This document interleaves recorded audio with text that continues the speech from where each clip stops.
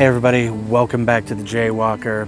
Today we are in Ogden City Cemetery for another in a Cemetery Stories episode. Today, talking about the strange death of Darius Flinders. This is the headstone of young Darius Flinders. You got it, he was only 10 years old. And all the history that I could find on him, which came from the deadhistory.com, great website. Go check it out. But his parents are buried here next to him, Fred and Hulda.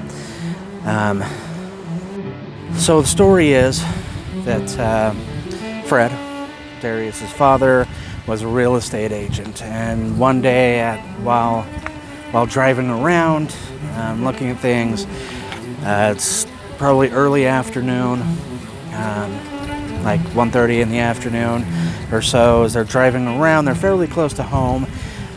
Fred wants to go take a look at a property that is being built, that he's having built, in fact. And Darius, who's riding with his parents, decides, hey, you know what, he's 10, 11 years old. Hey, I want to go home. I'd rather be at home reading, playing with my friends. Can I just go home, further close? And so they drop him off at home. Like I said, they're just a few blocks, and they're maybe a mile or two away from where they are going to look at this property. A few hours later, the adult Flinders and quite possibly a sibling come home, and somebody goes inside. It's unclear who. Fred, in an interview that he gave, said the folks went in and they found young Darius deceased, hanging from the belt of a coat, tied to his bed. And this is where the story gets bizarre, muddled. No one knows exactly what's going on. They can't figure out what exactly happened.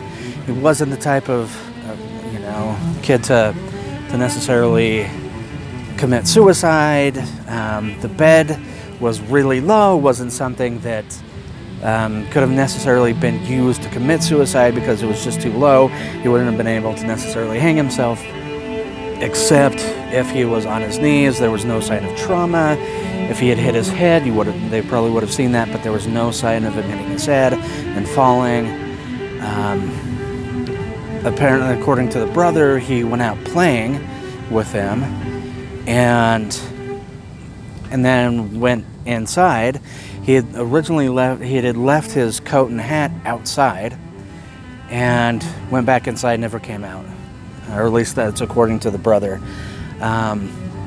There's a possibility, even with some of the investigation, that he could have been strangled and then tied to the bed by someone else.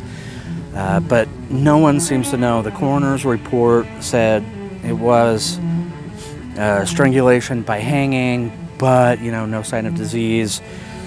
There's no clear deciding factor. So yeah, there's a mystery, and the father later said that it's not, that no one is to blame. Was the quote? No one is to blame. This will remain a mystery,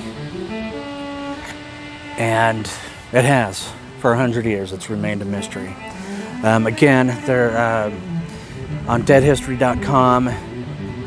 There's a bit more of the history, a bit more of the ins and outs. Go check it out if you want a little bit more. But that's the story of young Darius Flinders. Walk again with me soon, won't you?